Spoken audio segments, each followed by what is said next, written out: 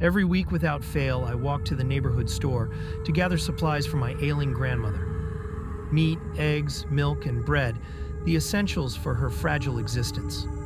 The routine was mundane, a chore ingrained in my young life. Little did I know that routine would lead me down a path of grotesque horror. It all began innocently enough as I approached the store one cold, gloomy afternoon. A strange sensation prickled the back of my neck. The air felt thicker and a shiver ran down my spine. I hesitated at the entrance, glancing around the small shop. That's when I saw her, an unusual, overweight woman with unsettling, piercing eyes that seemed to follow me wherever I went. She stood near the entrance, a frozen grin playing on her lips. Her gaze locked onto me with an intensity that sent a chill through my bones.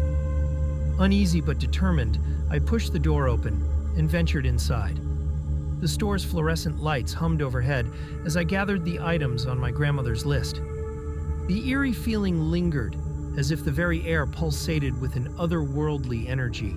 Each step through the narrow aisles was accompanied by the sensation of being watched. With a basket filled with groceries, I approached the cashier, eager to escape the unsettling atmosphere. Then her voice found me, squelching through the quiet like footsteps in a butcher's floor, leaving behind the stench of freshly cut meat. Are you hungry? She asked, her eyes fixed on mine. Caught off guard, I stammered out a hesitant, "Yeah," before quickly leaving the store.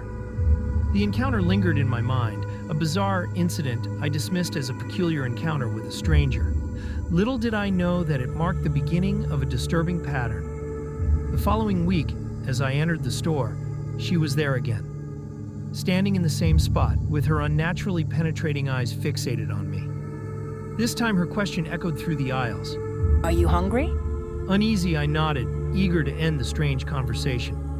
As the weeks passed, the encounters persisted and her question became a haunting refrain in my life. Each visit to the store was accompanied by the bizarre inquiry, and my responses grew more automatic, a conditioned reflex born out of discomfort. 1 month later, the routine had become a surreal dance. I'd enter the store, grab the necessities, and brace myself for the unsettling encounter with the strange woman. As I approached the cashier, my unease was heightened, the familiar surroundings transformed, taking on the shape of a dark and twisted dream. The aisles convulsed with ghoulish shapes, and the hum of the fluorescent lights became an eerie symphony of dread. To my horror, the strange woman was now behind the counter, her unwavering eyes staring at me. A cold sweat dripped down my forehead as I glanced around, searching for the original cashier. The once ordinary store had transformed into a carnivalesque nightmare. Where's the usual cashier? I stammered, my voice trembling. The strange woman's lips curled into a wicked grin as she calmly said, I hope you're hungry. Confusion clouded my mind as I looked at the items in my basket. The meat, eggs, milk, and bread.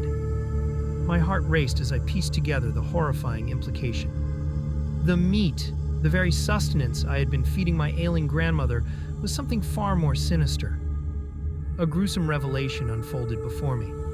The meat, once neatly packaged, now pulsated with a sickening vitality. It wasn't the flesh of animals, but something far more grim. The eggs seemed to squirm with unseen movement. The milk curdled into a repulsive concoction, and the bread exuded a cruel, evil aura. I recoiled in horror, realizing the true nature of the sustenance I had unwittingly provided for my grandmother. The strange woman's eyes glowed with a malicious gleam as she reveled in my realization. You've been feeding her well.